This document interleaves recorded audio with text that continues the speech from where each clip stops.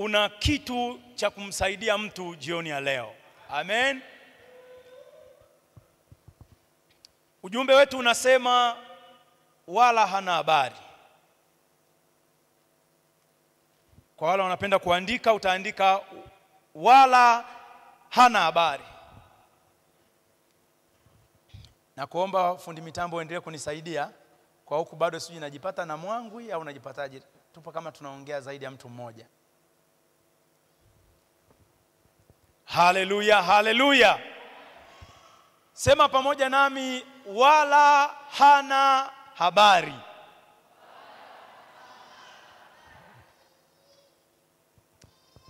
Ujumbe wetu umekaa hivyo hivyo, wala hana habari. Kwenye nyakati za mwisho tulizo nazo, utendaji wa roho ya Yezebeli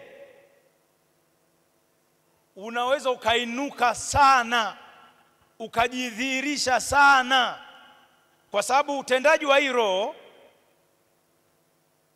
kanisa likiwa lina nguvu, utendaji unapungua. Mkristo mmoja mmoja, asante, nazidi kuwa nzuri.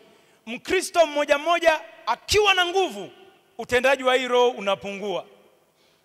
Mkristo mmoja mmoja akiwa dhaifu, mwili wa Kristo ukiwa dhaifu, utendaji wa roho ya Yezebeli unainuka kwa nguvu kubwa. Mungu atusaidie sana. Mungu atusaidie sana. Yezebeli utamsoma ni mwanamke tu. Kianza kuanzia Wafalme wa kwanza sura ya 17 utakutana na mwanamke anaitwa Yezebeli. Mfalme Ahabu anajua wao Wayahudi kwa asili hawaoi mataifa mengine. Kulikuwa na wanawake maelfu kwa mamia Israeli waliofaa kuwa malkia, lakini akaondoka akaenda zake huko mbali, akaenda kumuoa mwanamke asiye Myahudi. Nchi kama ya Israel, maandiko yanatuonyesha ni nchi ambayo inamtambua Mungu mmoja na wa kweli, monotheistic state. Mungu mmoja tu. Sasa Ahabu ameenda kumuoa huko Yezebeli, akaleta miungu wengi. Na kila mungu mmoja, kama ni mungu Baali, kama ni Ashera, kama ni Astoreth, kama ni Dagon, okay, huyo alikuwa kwingine. Miungu wote alikuwa amewaleta, wote wana manabii wao kuwatumikia, wana makuhani wa kutumika. Mungu mmoja anakuwa na manabii wake hata 400. Manabii wawe 400, wawe 500, wawe 450, wote waliishi kwa gharama za ikulu kutoka kwa mfalme wa Israeli. Haleluya. Haleluya. Sasa Yezebeli badala kumsoma kama malkia wa Israeli, ukifika kwenye Ufunuo sura ya 2, kuanzia mstari wa 18, kanisa wakati Kristo Yesu anatoa ujumbe na kwa malaika wa kanisa la Tiatira, ujumbe anawaambia wamridhia mwanamke Yezebeli, anawafundisha watumishi wangu uzinzi, mambo yote yasiyofaa kwa watumishi wa Mungu, mafundisho mabaya, kupotezwa kwa namna zote. Ujumbe wa Kristo unakuja kwa njia ya malaika kwa kanisa kwamba wameridhia mafundisho ya Yezebeli, ndio anayewaharibu, anayewapoteza.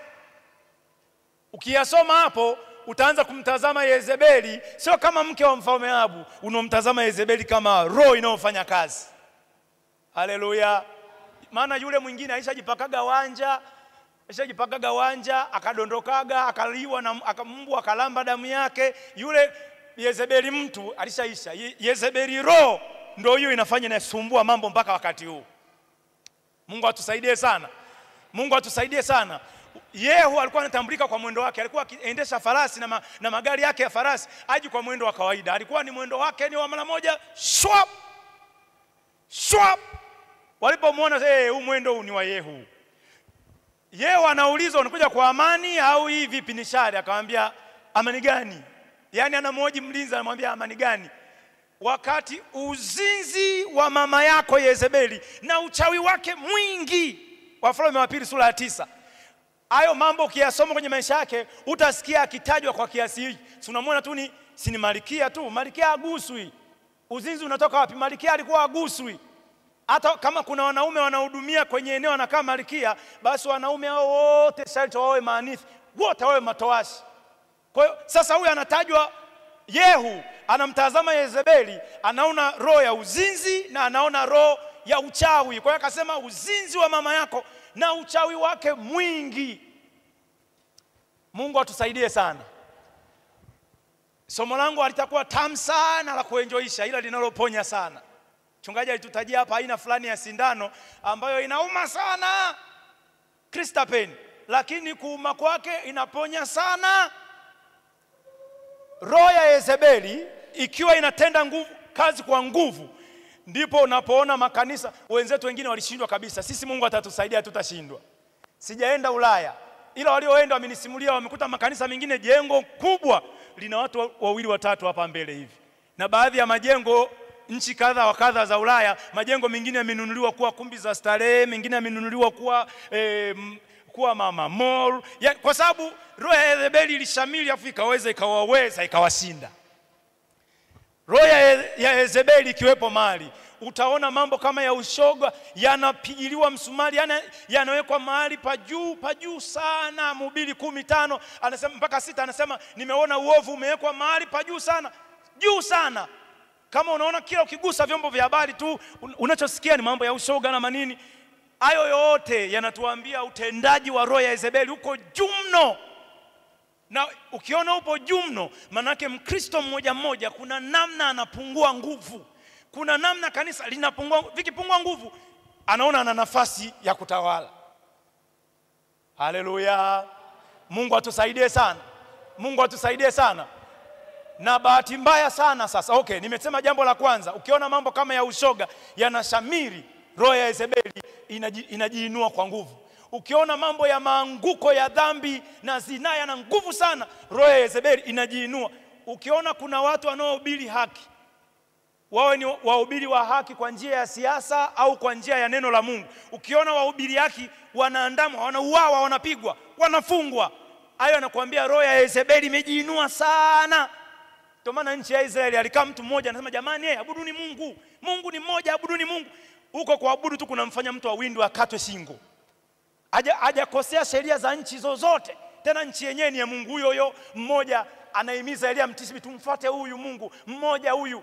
Lakini kwa kumtaja tu, kwa kutaja jambo la haki, roho ya Yezebeli inalazimisha watu wa namna hii wakamatwe, wafungwe, wateswe, wauawe. Ukiona wanaohubiri haki ipatikanayo kwa njia ya kumwamini Mungu, au haki tu ya vyombo vya dola, ukiona wanaohubiri haki wanawindwa, tafsiri yake roho ya Yezebeli imejiinua kwa nguvu sana. Mungu atusaidie. Sasa sehemu pekee ya kushinda kabisa utendaji wa hilo huwa ni kwenye nyumba ya Mungu kama hapa. Watu wa Mungu tukija kwenye karakana kama kanisani hapa, kila tukija hapa tunakuja kuvikwa, tunakuwa equipped, tunavikwa tayari kwa kuikabili na kuinyamazisha roho ya Yezebeli. Bahati mbaya sana watu ambao walipaswa saizi wao wamejaa, vijana ambao walipaswa wao wamejaa wakipata maarifa ya Kristo kwenda kumkandamiza huko Yezebeli, hutawakuta hawapo. Mungu akiangalia hivi haoni mtu. Wako wapi hawa? Haoni mtu. Mungu atusaidie sana. Sasa sisi tuliopata neema ya kusikia, sisi Yesu atuambukize hiyo roho na shauku, hata kama tuko wachache. Roho ya Yezebeli kwa somo la leo tunaenda kuikabia juu. Haleluya. Tunakwenda kuikabia juu. Tutapata maarifa, tutawaambukiza na hata ambao hawapo. Kitu ambacho Yesu atakizaa mioyoni mwetu kwa njia ya ujumbe huu kitatupa kwenda kuwaambukiza na wengine, ili Mkristo mmoja mmoja, ili kanisa liwe na nguvu ya kukabili na kuinyamazisha roho ya Yezebeli. Haleluya.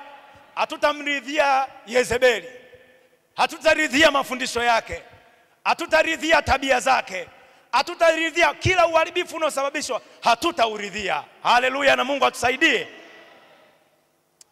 Somo letu linabebwa na andiko kutoka kwenye kitabu cha Hosea sura ya 7 mstari wa 9. Hosea sura ya 7 mstari wa 9. Hosea sura ya 7 mstari wa 9.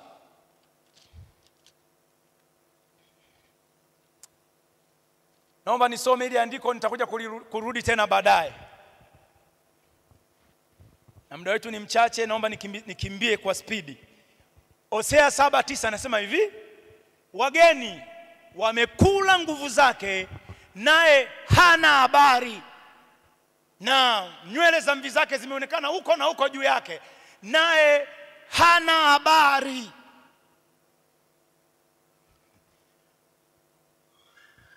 Haleluya! Ni hatari sana, ni hatari kubwa kuliko hatari yenyewe. Kukawa kuna mambo yanafanyika kwenye maisha yako, yana matokeo hasi, yana athari hasi, mambo mabaya, mambo ya hatari, mambo yakatokea, alafu yanatokea wewe muhusika huna habari kama yanatokea. Hilo ni jambo baya kuliko ubaya wenyewe. Huyu mtu huyu, Biblia inasema wageni wanakula nguvu zake, wala yeye hana habari kama wageni wanakula nguvu zake.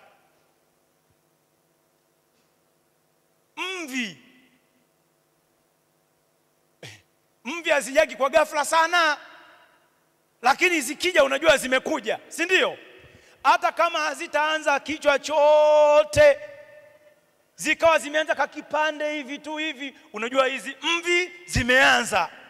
Sasa ati huyu mtu, wageni wanakula nguvu zake, hana habari. Mvi kwenye kichwa zinatokea huku, zinatokea huku, yeye muhusika hana habari. Ayubu sura ya 14 mstari wa 22. Ayubu, tumuone mzazi mmoja hapa ambaye kwa kweli awakilishi wazazi wema. Ayubu 14:21.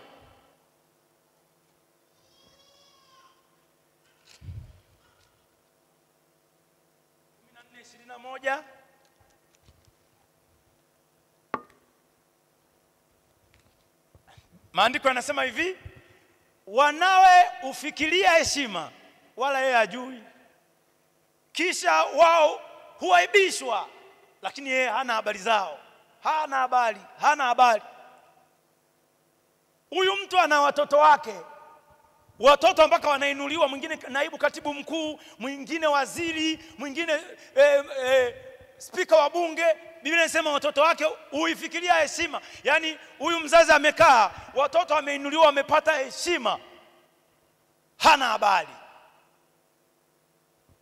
Mpaka hao watoto wanaangukia upande wa pili, wanaaibishwa, yeye hana habari. Mungu atusaidie. Labda huyu mzazi angekuwa angalau ana habari kwamba watoto wangu wameinuliwa, labda angekuwa na hekima ya kuwapa, ili hao watoto hawa wabaki kwenye hiyo heshima ambayo wameifikiria. Yaani wameifikiria heshima hiyo kama ni ya cheo, ya kuheshimika kwenye jamii. Kama huyu mzazi angejua, angekuwa na jambo la kuwaambia wabakie hapo. Watoto waifikiria heshima, wala yeye hajui. Watoto wake wanaaibishwa, wala hana habari. Mungu atusaidie sana. Tunamfahamu Anania na Safira. Matendo ya Mitume sura ya 5 mstari wa 7. Wamepatana nyumbani, ila zamu ya kwenda, mke akamzidi kidogo mume ujanja, kwamba tangulia wewe kwenye kudanganya huku, hebu anza wetu tuipime isumu kwa kuionja tuone na kuwaje. Anania akajipeleka, kilichomkuta tunamjua jamani, tunakijua. Biblia inasema saa 3 baadaye mkewe Safira akaja, naye hana habari. Maana angalau angejua kwamba huku yamemkuta mwenzangu, ndio anaweza kumfukia pale, labda angebadilisha moyo wake na mtazamo, akapata moyo wa toba, mambo yangebadilika. Lakini saa 3 baadaye naye anatokeza pale, wala hana habari. Kosa limekuwa ni kuwa hana habari. Mungu atusaidie. akarudia makosa ya mume wake, akaambiwa tazama miguu ya wanaotoka kumzika mume wako. Taarifa hiyo pekee ikamtosha, na yeye pressure ikashuka ikapanda, ikashuka ikapanda, moja kwa moja akafa. Wakamchukua naye akafuata safari, ila inasema Biblia hana habari ya yaliyotokea. Kosa lilikuwa hana habari. Mungu atusaidie. Mungu atusaidie. Somo linatupa hekima. Kama kuna hatari iko mbele, tuione hiyo hatari, alafu tubadilishe uelekeo. Mithali 22:3 nasema mtu mwenye busara anaona mabaya yaliyo mbele, anabadilisha uelekeo. Lakini mtu mjinga anaendelea mbele, anaangamia. Sisi hatutaangamia katika jina la Yesu. Haleluya, haleluya. Haleluya, haleluya. Naomba uniwekee Mithali sura ya 5 mstari wa 6. Mithali sura ya 5 mstari wa 6. Somo litaeleweka hivi karibuni tu.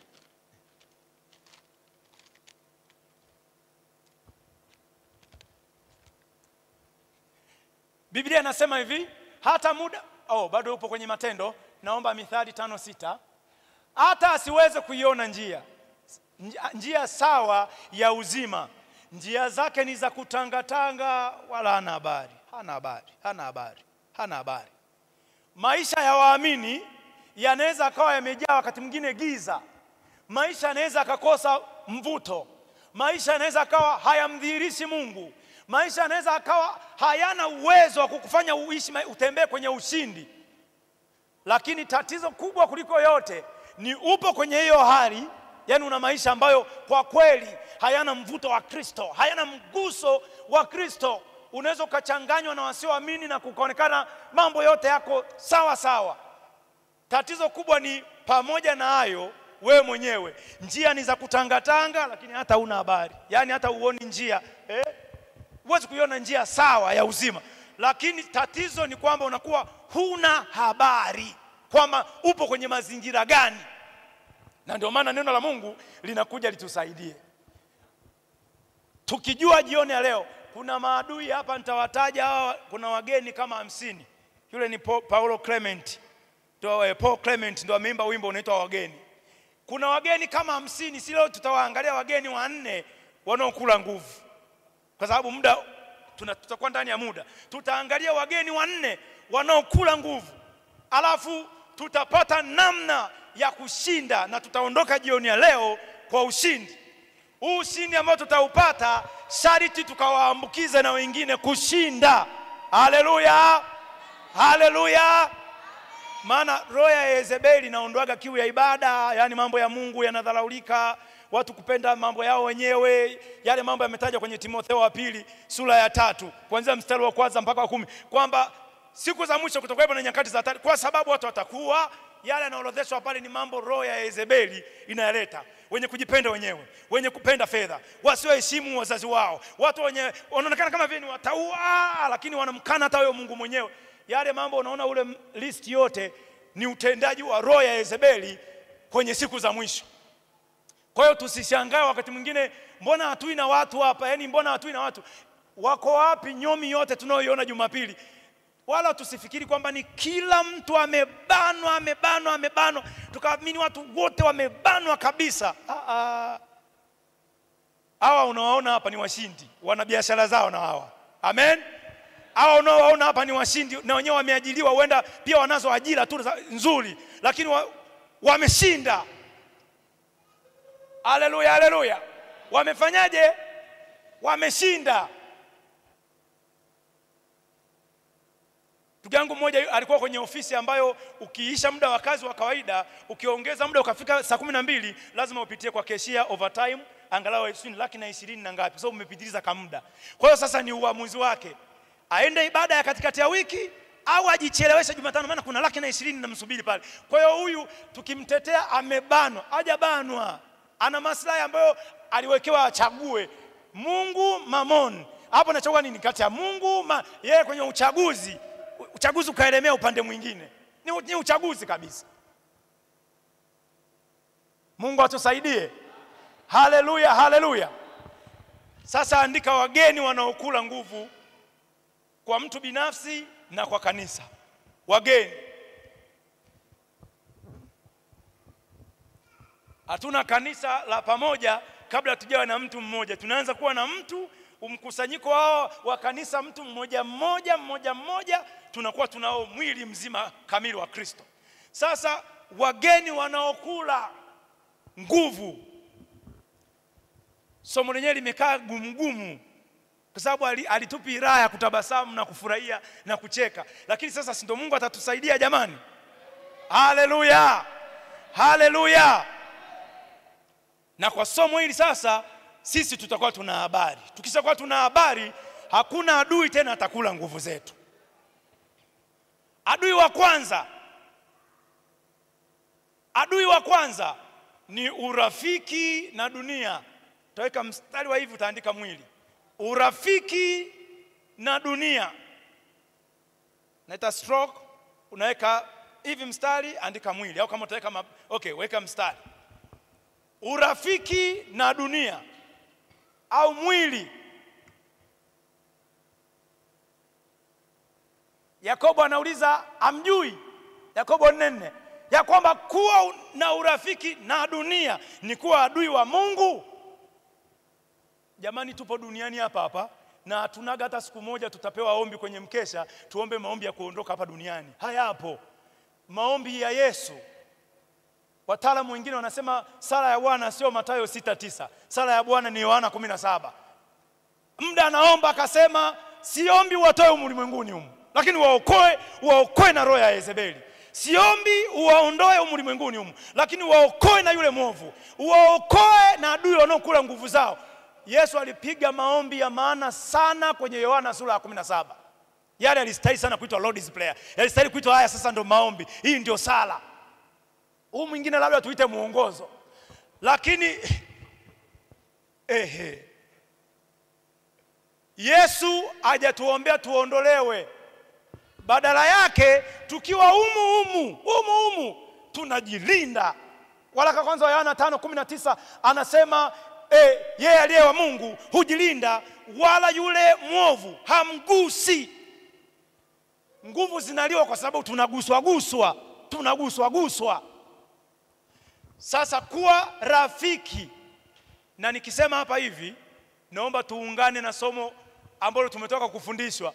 Isije ukafikiri masomo haya hivi yanakuambia ukaage tu, umekaaga wewe utaki chochote kizuri cha dunia hii na umetoka kufundishwa tayari kula mema ya nchi, ukafikiri kuwa rafiki ya dunia kuna kuambia uache mambo yote mazuri.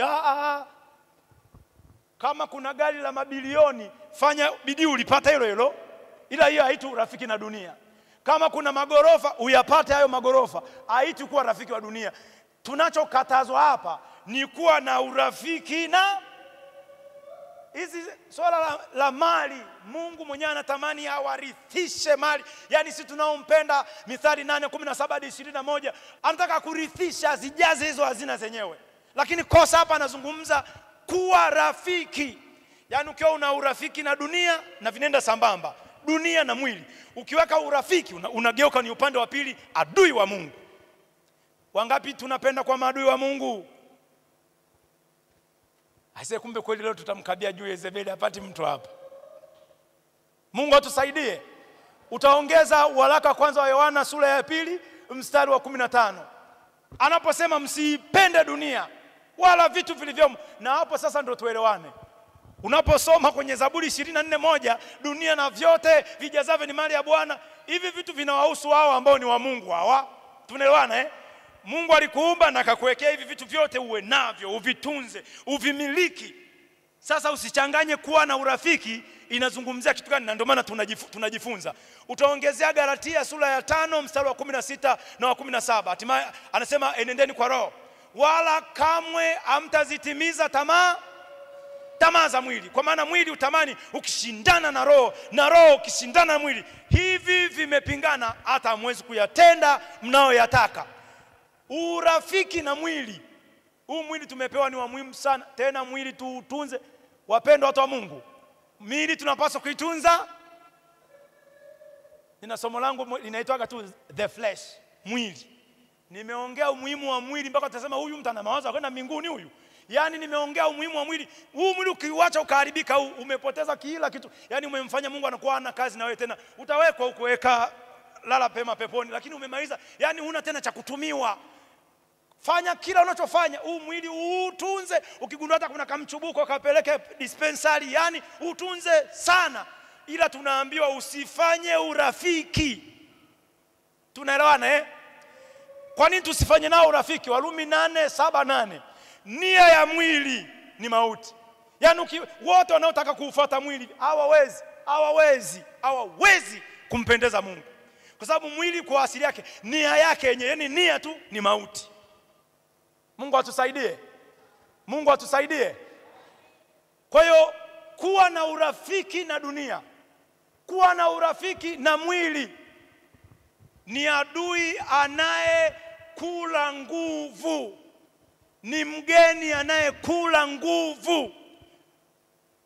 Andiko letu la Hosea 7:9 anasema wageni wamekula nguvu zake, naye hajui. Mvi zimeonekana huku na huko, wala hana habari. Nguvu zinaweza zikaanza kuliwa, kumbe umetengeneza urafiki na mwili. Umetengeneza urafiki na dunia. Mungu atusaidie. Watu wa Mungu, hakuna siku mwili utakuchochea kufanya mambo mazuri ya kiroho, ya kuomba, ya kufunga, ya kufanya huduma. Nia yake haiwezi kuwa mambo hayo mazuri. Nia ya mwili yenyewe tu inaleta uadui na Mungu. Kwa hiyo kama tuna kazi ya kufanya, ni kuhakikisha hatufanyi urafiki na dunia, hatufanyi urafiki na mwili. Mungu atusaidie. Haleluya, haleluya. Haleluya, haleluya. Kama kuna mambo ya kiroho uliyaona hayawezekaniki kuyafanya, ni kwa sababu ya urafiki na mwili.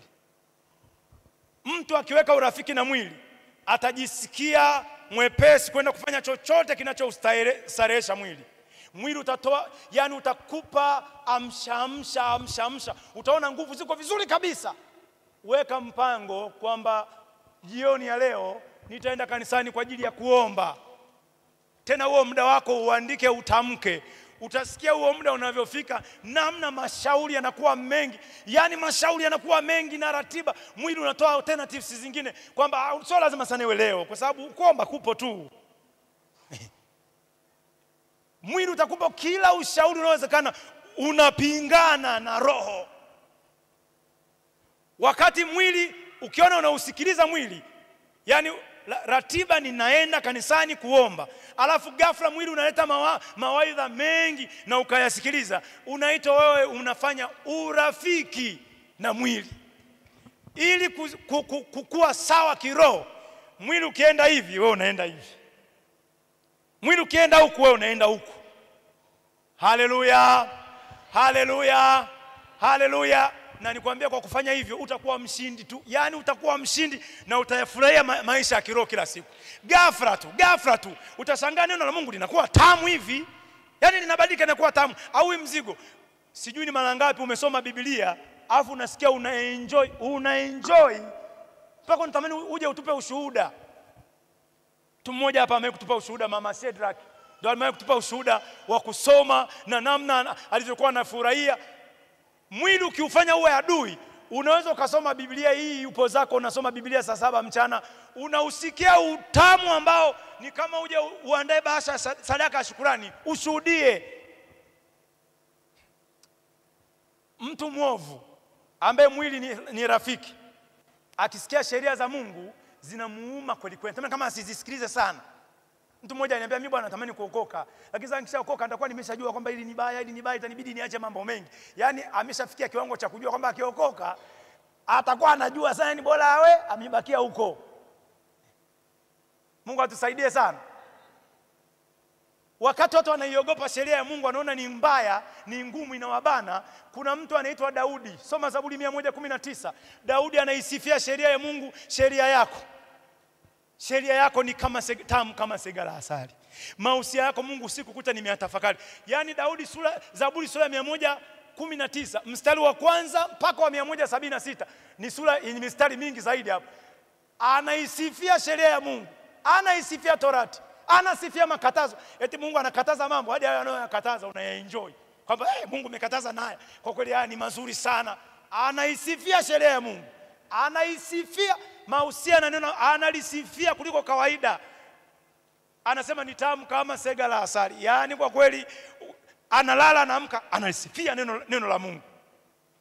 Sasa mtu ambaye ni mwenye nia ya mwili hawezi kulisifia neno la Mungu. Onjeni muone ya kwamba Bwana ni mwema. Onjeni muone ya kwamba neno la Mungu ni tamu. Mimi niliwahi kuwa nasoma Biblia siku moja, nilikuwa kwenye kitabu cha Isaya tu, nikasoma mambo fulani, nimeyasoma nikatafakari hivi, nikasikia raha, yani raha ilikuja ambayo haizuiliki. Haleluya. Niliweka Biblia kwenye kile kiti cha plastiki, nikashuka, nikaanza kurukaruka kwa furaha. Yani narukaruka, nimestop kwanza zoezi la kusoma.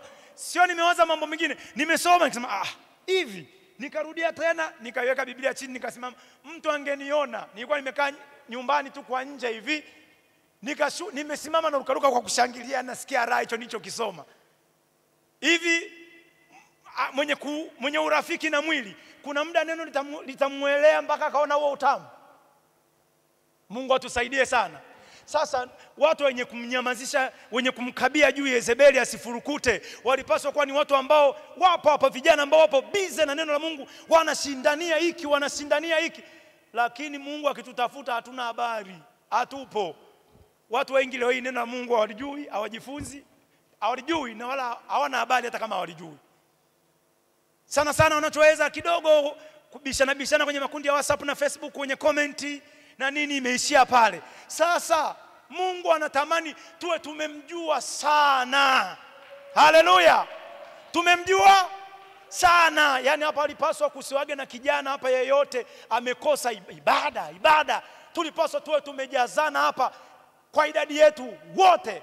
Biblia inasema uendelea toka nguvu hata nguvu uonekana wote, sio wachache, wote Sayuni kwa Bwana. Zaburi 84 mstari wa 7. Sasa wenzetu tunawaacha wapi hao wengine? Mungu atusaidie. Mungu atusaidie watumishi wa Mungu. Mgeni mwingine anayekula nguvu, tusije baadaye kuulizana mbona hatuwezi kuomba, mbona kufunga kunakuwa kugumu. Kabla hatujaulizana hayo, mbona na ushuhudiaji, tuliulizwa hapa Jumapili kuhusu kushuhudia, 99.5 mikono yetu ilikuwa chini. Na lakini Mungu awabariki kwa kuwa kweli, maana waongo wangeza kunyanyua tu wote hivi. Tumemshinda angalau Yezebeli wa kudanganya. Mikono ikawa chini, hadi kushuhudia kunakuwa kugumu kwa sababu wageni wamekula nguvu. Hili mbona limekaa gumu hivi? Nilisome kama lilivyo. Mgeni wa pili ni mahusiano. Sasa hapa si nitakuwa nazungumza na vijana, nazungumza na kanisa zima na mimi mwenyewe. Mahusiano ya kimapenzi yasiyo halali. Timotheo wa pili 2:22. Paulo mtume anamwambia kimbia, ikimbie zina, kimbia. Wakorinto wa kwanza 6:18 anarudia tena, ikimbieni zina. Ni gumu hili, na roho ya Yezebeli hapendaki kuwa na makemeo. Yani roho ya Yezebeli inazuiaga kusiwe na makaripio, kusiwe na makaripio ya mabaya. Kabisa inaenjoy kuona mmekaa mnaridhia kwamba jamani, magugu na ngano yakuwe kwa pamoja, magugu na ngano yakuwe pamoja. Mwe mmekaa kwenye hiyo comfort zone fulani hivi, kusiwe na makaripio na makemeo. Paulo anamwambia Timotheo, kemea, karipia. Sasa hatuna namna nyingine wala hekima nyingine. Kama kuna kitu kinaweza kikadrain, yani kwa spidi kubwa mno kuliko ya SGR, spidi kubwa mno kinachoweza kikadrain nguvu zikaliwa. Maana hapa tunaangalia wageni wanaokula, miongoni mwa vitu vinaweza vikala nguvu za kiroho kwa haraka ni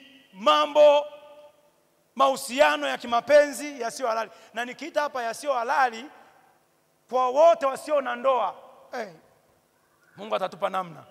Ujumbe ni mmoja tu kwa watu wote ambao ni singles, wanaitwa watu wote ambao hawapo kwenye ndoa. Ujumbe wao ni mmoja tu, maana roho ya Yezebeli natamani tusiyaongee haya. Sasa msipoyaongea anawalia timing, nyinyi mnakuja kushtukia tayari mambo yameharibika. Anatafuta tena pengine analipua mambo yameharibika, ila anawalinda sana msiyazungumze hayo. Ni kama mnakoseana heshima kuyataja. Kumbe tukitaka kumkabia juu tuyataje. Haleluya. Ujumbe kwa watu wote ambao wapo kwenye ndoa, ujumbe ni mmoja tu: hakuna mahusiano ya kingono yoyote yaliyo halali. Hatuna style ya kuliweka likae vizuri. Hayapo kwa watu ambao wapo kwenye ndoa. Hayapo, wala hayana design yake. Hayapo, ni hayapo. Hapa kanisani Mungu ametupa hazina. Kuna wababa matajiri kiroho, kuna wamama matajiri kiroho. Ili rika la vijana ambao vita wanazopambana vijana ni tofauti sana na za wamama. Yaani vita alionayo mama Mwakipesile na vita alionayo binti tu hapa miaka 24. Hao watu wote wanapambana na shetani, ila vita zao hazifanani kabisa. Kuna mmoja hapo anaomba kwa raha zake, mwingine anaomba kwa vita zake. Hawafanani kabisa. Huyu mwingine hata akiamua hiyo wiki huo mwezi hajafungaga hajaomba, hata anguko hata alimna linalomsaka. Kuna mwingine mishale muda wote hivi. Kizivaa silaha zote za Mungu taweza kuizima mishale yote yule. Mwingine mishale imekaa hivi. Usizani mishale ya uzinzi analusiwa mama Mwakipesile hapa. Samani jina lake linakuja kwa haraka. Kuna watu wanawindwa zaidi hapa. Yaani ukitoka kwenye mlango wa kanisa swa umekupata mwingine huyu kwa wapi tena kazini, kila mahali upo. Imekaa hivyo. Sasa hawa mama leo wasema matajiri kiroho walikuwa wana mbinu nyingi za kuambia walishindaje hawa. Wababa hawa matajiri kiroho wana mambo mengi ya kuambia hata vijana wetu wenyewe walipita walishindaje. Sasa shida huo hata utawaambia uko wapi? Uwapati. Mchungaji Kevin, tumejitahidi kuhimiza ibada za Alhamisi za vijana ni kama zinaelekea siku kutushinda. Ya mwisho tulikuwa watu niliokujaga ya mwisho tulikuwa watatu, mimi, mke wangu na mchungaji Kevin. Tukaomba tukaenda. Ndio ilikuwa sehemu pekee ya wachungaji wa vinywa vyao vitoe maarifa kwamba jamani wenzeni tulishindaga hivi. Maana unaweza ukawa umekaa kijana na miaka yako 26, umekabwa unapambana zinazi kwa unapambana unafikiri kwamba ni wote tu walishindwaga. Wenzao walipitaga kwa ushindi na Yesu wao. Sasa ulipaswa wakukute wakuambia walishindaje? Walishindaje? Kwa hiyo hatuna namna nyingine. Kwa vijana wote wa kanisa la URCC, Roho wa Bwana anachowapa ni hilo. Hatuna mahusiano yote ya kimapenzi. Hayapo. Yote ya namna zote hayapo.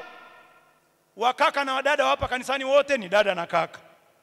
Paka umefikia hatua ya kwenda kwa mchungaji kwamba mimi nataka kuoa, wa kumuona ni fulani, na hilo lina taratibu za kwake. Mambo yote wa Korinto wa kwanza 14:40, mambo yote yafanyike kwa utaratibu na kwa uzuri. Yote yapo kwenye oda. Haleluya. Kwa hiyo hatuna namna nyingine. Hakuna namna ya kuishi bila ndoa. Hakuna namna nyingine. Namna iliyopo ni hiyo moja tu. Mahusiano yoyote yanayohusisha mahusiano ya kimapenzi, mahusiano ni mpaka wanandoa tu, mstari umepigiwa hapo. Singles nyinyi ni Bwana Yesu asifiwe kaka, Bwana Yesu asifiwe dada. Imeishia pale. Haleluya. Na unajua ni rahisi na inawezekana sana. Wamama wa kanisa la URCC, mwasaidie mabinti wa kanisa hili washinde kama ninyi mlivyoshinda. Wababa wa URCC, mwasaidie vijana wa kiume wa URCC washinde kama ninyi mlivyoshinda. Kwa sababu inawezekana. Tukiwaacha roho ya Yezebeli inawazidia kule, kama ambavyo waoni kwenye ratiba zingine. Wiki ijayo nadhani itakuwa tena wiki ya maombi ya kufunga ya mwanzo ile ya wiki. Unaweza usikute vijana wanapambana kule, Yezebeli anawakuta wako peke yao tu, anawatandika vibao, wanarudi wakiwa wamekwisha kuangushwa sana. Sasa Mungu atupe neema sisi tuambukize hicho kitu, kwa sababu kushinda inawezekana. Aisee, uwezi kuwa bize kuhangaika kumkabia juu Yezebeli alafu kasumbuliwa na mwili. Utakaa hapa. Hakuna mtu. Kuna wakati familia yetu Dar es Salaam miaka mingi iliyopita, mwaka 2000 na ngapi huko mwanzoni, familia yetu ilihamia kanisa fulani la karibu. Tuliona tulikuwa naabudu kanisa la TAG liko mbali. Mama akasema kila Jumapili yani inabidi nauli ninayojitegemea ni 70,000 najitegemea. Alafu ndo tuanze sasa kuangalia ustaarabu mwingine. Na hapo wamekuja hadi ndugu wote wanasubiri mgao hadi wa sadaka. Kila kitu. Sasa kaona hii. Kwa hiyo tukahamia karibu. nimehamia kwenye kanisa ambalo mama mchungaji vijana alikuwa anatupeleka puta. Mwendo alikuwa anatupeleka nao nadhani unasaidia sana. Ndio maana muda mwingine mama, baba, himiza vijana wako wasiache mazoezi ya kiroho. Mama mchungaji alikuwa Jumapili yoyote inayoelekea mwisho wa mwezi tunaanza naye mfungo, yeye muda mwingine alikuwa anafanya hadi siku 5, lakini sisi tutaisha hata siku ya 3. Lakini alikuwa anakisha Jumapili jioni tukila. Chakula tunakuja kukiona Alhamisi asubuhi. Sasa utachagua unahama kanisa au unafanyaje? Lakini tukila Jumapili usiku ni mpaka Alhamisi hapo njiani, yani ilikuwa inafika siku hapo ya 3 hapo masaa 72, inafika hapo siku ya 3 naenda kunawa uso maji na yagusisha kwenye kaulimi hivi. Angalau tuwe kuya meza, naona dhambi kubwa kwa kweli, usiguse, usionje, Sasa unafikiri unamaliza hayo afu unatoka unaanza kupiga minuzi wa dada mtani. Haviendani. Yaani ukivimaliza unasikia utumishi tu. Unatembea kunapanga vya kuhubiri. Inakuja yenyewe. Haleluya. Haleluya. Kwa hiyo vijana wetu wajifunze siri. Tusikwepe tu hata haya ya kanisani. Tena tunaomba, tunafunga, relax, tunaenjoy, tunamaliza tu saa 12. Sisi tulikuwa tunafunga huko, nilikuwa kwenye shule moja tulikuwa tunafunga, lakini tunafuturu saa 3 usiku. Kama hatujafuturu ugali na maharage, tukipendelewa sana hiyo siku ni kande. Unaona? Sasa sisi tunamaliza saa 12, tuna line up, alafu mama Nana amependezesha meza. Yaani hiyo ndio ilibidi ufanyage zote, uongeze na za ziada. Haleluya. Wakati ninazungumza haya mahusiano nimeaita huku unauthorized sexual relationship. Mahusiano yoyote ya kimapenzi yasiyo halali, hii inawagusa na wanandoa. Mungu alimfanya mtu mmoja tu, mtu mke mtu mume. Hakuna triangulation, yani aongezekei na mwingine pale, wala usisikilizage maneno ya mitandaoni. Sida tuliambiwa tusikilize sauti ya neno la Mungu. Watu tunasikiliza TikTok utasikia na sauti mwanamke mmoja hatoshi. Nani hizo ndo tazo zisikia huko. Haikuwa hivyo tangu mwanzo. Yesu anasema Mungu alimfanya. Mungu angeonaga kwamba mmoja hawatoshi, angemfanya Adam, angemfanya Eva, akamtafuta na Evelina, akamtafuta na, lakini alijua ni mmoja. Hesabu ndo zilibalance. Kwa wakati tunawaambia vijana hakuna mahusiano, hakuna, na wanandoa wajuage ni wawili tu, limeishia pale. Haleluya. Ili kanisa la watakatifu hili mpaka somo gumu hivyo wanapiga makofi.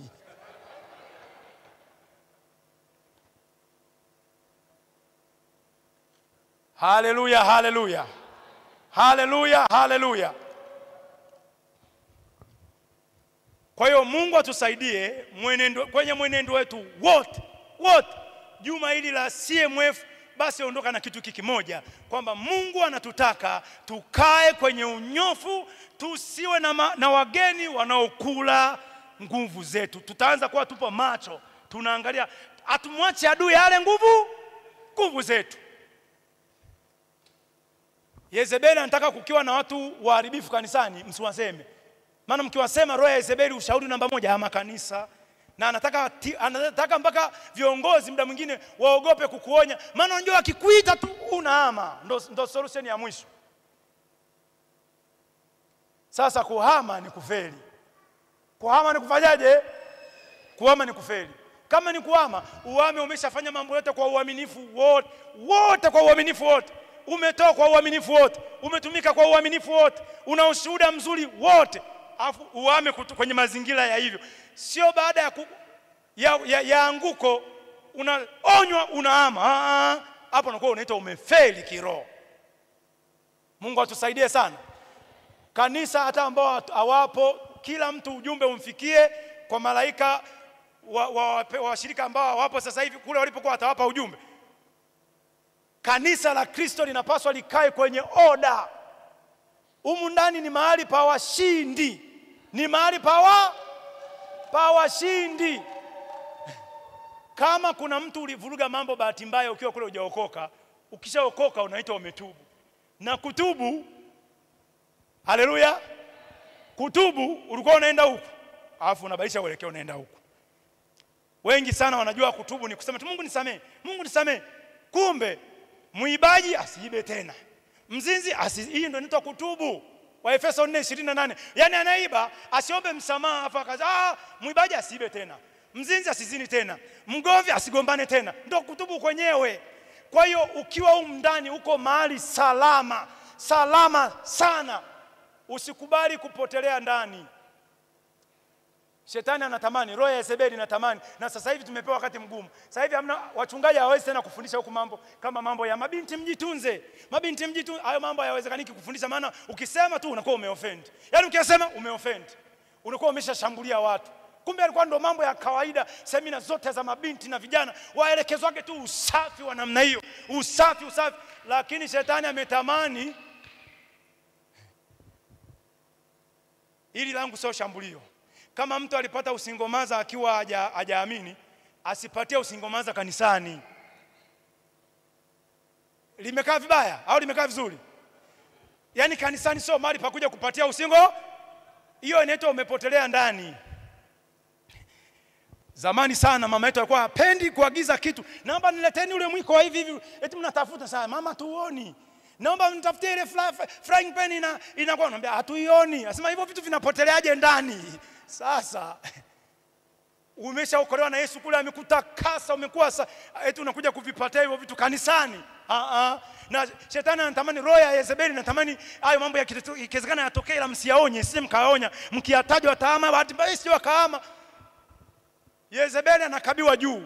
Kanisani sio mahali pa yaani uwezo ukavipatia ukiwa tayari nyumbani mwa Bwana. Huku ni sehemu umeletwa kwenye usalama. Haleluya, haleluya. Yalishinda ukiwa kule, shetani akakupiga. Ulipofanikiwa kuingia pale ukawaje kwenye mikono ya wachungaji salama, ukapokewa, ndio maana yake umeshinda. Usipotelee ndani. Usipotelee ndani. Haleluya. Haleluya.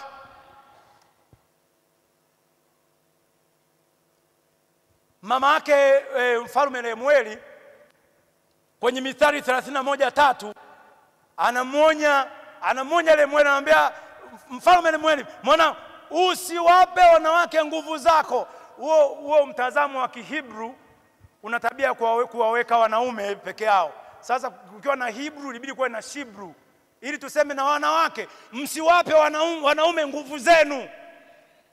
Usiwape wanawake nguvu zako, wala moyo wako usiwape wale waharibu wa wafalme. Huyu mama huyu alikuwa analijua neno huyu. Kwenye Nehemia amenukua habari vizuri za wafalme. Amemsifia Daudi, akataja na anguko lake. Akamsifia Suleiman na mambo yote, lakini akasema hata yeye wanawake wageni walimpoteza. Sasa sio tu wanawake, mwanamke, wanawake msiwape wanaume nguvu zenu, wala wanaume msiwape wanawake nguvu zenu. Maadui hapa anaonya kuhusu uasherati na uzinzi. Ni sehemu ya kudrain, inakausha, yani inakausha kabisa nguvu. Hakuna mtu atabakia na nguvu kake. Vile nguvu vya kuamkaga kuomba nafikiri vinapoteaje? Vinaliwa na wageni. Havipotei venyewe, kuna wageni wanakuwa mpaka wageni wanakula. Afu ghafla inakuwa haiwezekani. Mungu atusaidie sana. Mungu atusaidie sana. Jioni ya leo ni siku yetu ya kuzichukua tena nguvu zetu kwa nguvu. Amen. Haleluya, haleluya. Haleluya, haleluya. Mathayo 11:12, Luka 16:16. Hayo maandiko yote yanaongea kitu kimoja. Tunakwenda kutoa kwa nguvu. Wenye nguvu ndio wanaoteka. Tunazitoa kwa nguvu zetu.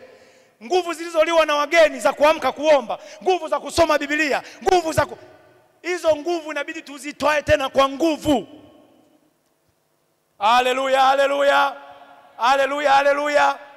Kijana ambaye ametembelewaga tu na nguvu za Mungu hivi, zile nguvu kama hazijaliwa na wageni, unaanza kupata mawazo fulani ya vitu vizuri vya kimungu tu. Ulikuwa unatumia Biblia ya kushare nyumbani, mna Biblia 2 ila ni familia ya watu 13. Yaani anayekumbuka Biblia inabidi hivi, Biblia mmeweka wapi? Mwingine anasema kwenye kocha, hamna. Jikoni, yani ziko 2 lakini familia ni watu 13. Mtu akitembea na nguvu za Mungu anaanza kuwaza awe na Biblia ya kwake mwenyewe. Zinaanza kumshawishi uwe na ya kwako. Kwa hiyo atafanya bajeti zake, akanunue Biblia ya kwake. Haleluya. Haleluya. Atanunua ya kwake. Mimi nilipopata ajira ya serikalini, Mwezi wa kwanza wa pili nilianza mradi wa kuwanunulia wapendwa wa Biblia. Ni huko nilipokuta nigundua, naangalia kanisani huko, mbona watu wana Biblia hapa? Biblia ipo kwa mchungaji, kwa mama mchungaji na kwa mzee wa kanisa kiongozi. Ikawa mshahara ukiingia naenda kwenye bookshop, Christian bookshop iliyopo, sitaji ni wilaya gani, lakini kwa naenda pale nahakikisha kila mwisho wa mwezi nanunua Biblia 5 na kuja kumpa mzee wa kanisa. Kwa hiyo ana wangapi wakupata wiki iliyopita, mwezi uliopita anagawa. Ikiingia tena mwezi mwingine tena kwenye kama mshahara soka kubwa, lakini nakata 200 na kitu, sio ilikuwa nahakikisha naenda kununua Biblia 5 zenye vitabu vyote 66. Hiyo Jumapili lama ndampa mzee wa kanisa gawe. Nikaenda nako katabia yako. Nilikuwa naona inawezekanaje watu wanakaa wakisomewa vitu ambavyo havipo. Nilikuwa kwenye kanisa jingine tena huko Pugu, na yenyewe ni la Tanzania Assemblies of God. Lakini mzee wa kanisa wa wakati huo alikuwa ananukuu hadi misemo ya mithali. Anafikiri zote mithali zote ni maandiko. Sema jamani, kama Biblia inavyosema, wageni waje wenyeji tupone. Sasa hilo kwenye Biblia lakini halipo. Sasa unawezaje kuchallenge na hujasoma maandiko?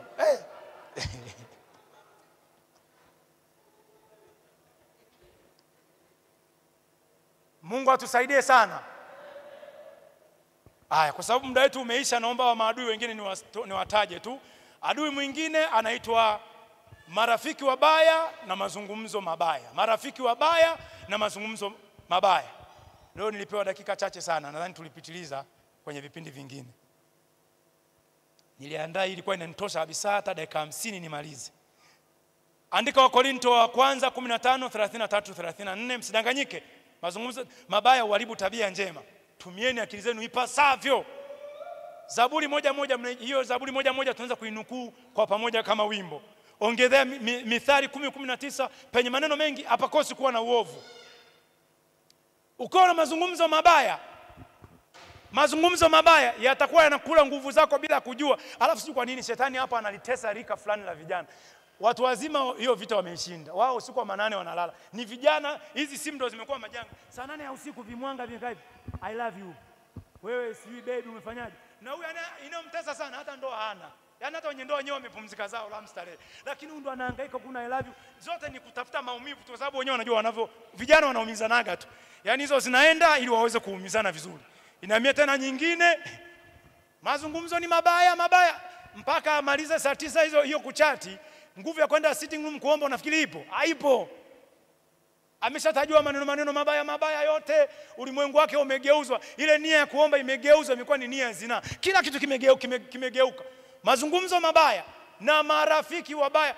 Kuna jamaa mmoja anaitwa Amnon. Tamsoma kwenye Samueli wa 2 sura ya 13. Amnon ana rafiki yake mmoja mbaya. Rafiki yake anaitwa Yonadabu. Ukiwa na marafiki wabaya, jiandae nguvu zako zitaliwa tu. Amnon ni a royal son. Alikuwa ni miongoni mwa watu ni mtu ambaye angekaa vizuri upo huku kwa Daudi unakaa undugu. Sasa marafiki wabaya wakamuelekeza mambo mabaya. Maana walimwambia vipi bwana? Akasema asemi nakonda bwana. Huku kukonda huku ni kwa sababu nampenda. Lakini sasa huyu ni ndugu yangu huyu Tamari. Akamwambia wewe unashindwa kazi ndogo tu. Kaa ndani jifanye unaumwa. Itisha kule kwa Daudi kwamba naomba Tamari aje anihudumie, mimi ni mgonjwa huku. Akija maliza kazi. Nguvu zililiwa kabisa. Na hakuwa na mwisho mwema. Ameitisha, hiyo habari mnaijua vizuri kabisa. Lakini huo uharibifu mpaka akambaka dada yake kwa maelekezo ya rafiki mbaya Yonadabu, na nguvu zake zikaliwa kabisa. Usiwe na mazungumzo mabaya na usiwe na marafiki wabaya. Haleluya.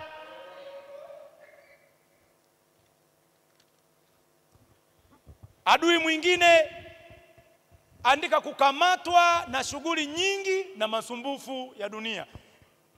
Naomba sasa niwe mwaminifu. Naomba nisifafanue kitu, nataja maandiko alafu tunananiu. Andika Luka 8:14, Mathayo 6:34. Muda naandika nilikuwa ni kama nasikia. Jamani hiki sikupi kipolo, nimeandika leo. Muda naandika nisikia kama sauti inaniambia kwamba tafuteni mali lakini msizitumikie. Mathayo 6:24. Tuzitafute la tusizitumikie. Sauti kana niambia tafuteni fedha lakini msiziabudu. Tunazitaka kabisa, lakini 21 la mabaya yote, Timotheo wa kwanza 6:10, 21 la mabaya yote ni kupenda fedha. Sisi tunapaswa kuzitafuta, tuzitumie kwa kazi ya Mungu na kwa maisha yetu, ila tu tusiziabudu mali, tusizitumikie, tunakuwa tuko sehemu salama. Kama kuna adui amekula nguvu zetu, ni kukamatwa na shughuli nyingi na masumbufu ya dunia ya kutafuta mali. Ni miongoni mwa maadui wamekula sana. Watu wengi wako busy, Mungu hawapati kabisa, wako busy. Kuna mtu alituandikiaga neno busy, akasema being under Satan's yoke, kuwa chini ya kongwa la shetani. Ni busy, masaa yote ya ibada na mikesha ni busy. Mazoezi ya kwaya hapo ni busy. Si wana busy. Unaliwa nguvu zako. Na maandiko mengine hapa mengi sana. Adui mwingine andika mambo ya sirini, Zaburi 19:12. Daudi akamlilia Mungu akasema unitakase na mambo ya siri. Nguvu nyingi sana zinaliwa na watu. Nguvu nyingi unaweza kuzipata ukiwa sirini, ukiwa uko private, ukiwa kwenye sehemu inaitwa solitary place, eneo ambalo uko mwenyewe, hapana watu. Ni sehemu yako, aidha nguvu zako ziliwe sana au upate nguvu nyingi. Watu wa Mungu tunaelewana Kila unapojikuta uko mwenyewe ni sehemu yako ya kuenjoy nguvu za Mungu. Haleluya. Waliopata kutembelewa sana na nguvu za Mungu ili wakutaga peke yao. Kasome Mwanzo 32 habari za Yakobo. Yakobo ameshatanguliza familia kwenye kiliva, kwenye kijito cha Yabok, amebaki peke yake tu, mtu akatokea. Angekuwa na familia nzima pale na wachungaji wa mifugo, hicho kitu asingekipata. Zile encounter, divine encounter, kukutana na Mungu, annunciations za watu zimewakutaga wakiwa wenyewe. Muda uko mwenyewe ni wakati aidha uvune nguvu nyingi au upoteze nguvu nyingi. Mungu atusaidie kila tunapojikuta tumeachwa wenyewe, tuko peke yetu, mahali hatuoni na wachungaji, pao ni sehemu yetu kuchukua nguvu nyingi za Mungu. Amen. Musa ameacha kusanyiko kule, yuko peke yake kwenye mlima Horebu, amejibana mahali, akakutana na nguvu nyingi za Mungu. Mtu mwingine anaitwa Gideon, familia zipo huko, watu wapo huko, wamejificha, wanaogopa, peke yake yupo chini ya mti kwenye uwanda wa kupuria, yupo zake, malaika akashuka, upendwae sana. Ule muda uko peke yako, waza Mungu. Soma neno la Mungu, soma, waza, tafakari Mungu. Ni sehemu yako kubwa ya kuvuna nguvu nyingi za Mungu. Nimeweka na mifano mingine mingi, lakini Mungu atusaidie tunapokuwa wenyewe, tuombe, tusome neno, tutafakari kwa kina, tufanye mambo mengi ya kiroho, alafu tutaona faida tutakayoipata na nguvu zetu hazitaliwa. Tusimame.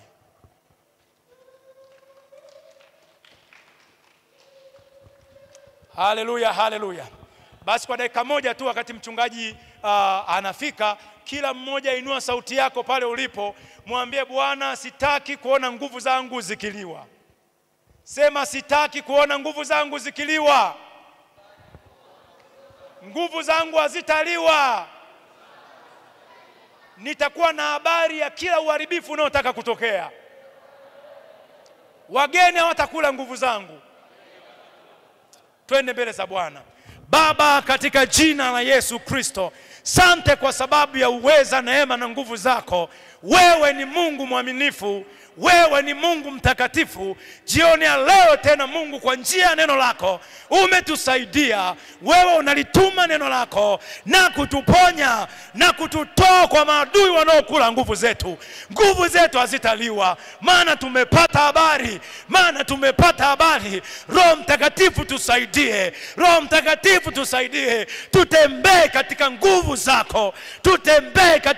zako, Adui na wageni hawatakula tena nguvu zetu za kiroho hazitapotea, hazitaliwa na matendo ya mwili, hazitaliwa kwa kufanya uadui na dunia, hazitaliwa.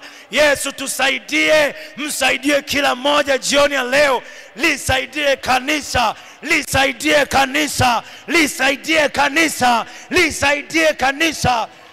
katika jina la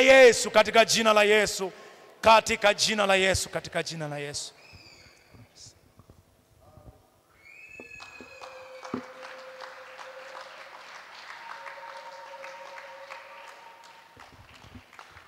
Tuongeze makofi tena kwa Mungu wetu kwa somo zuri sana. Mungu akubariki sana mtumishi wa Mungu. ndugu yetu Prosper. Hakika naamini wote tumebarikiwa. Tunaweza kuketi katika uwepo wa Bwana. Wakati huu nimlete mchungaji wetu kiongozi. Karibu sana baba.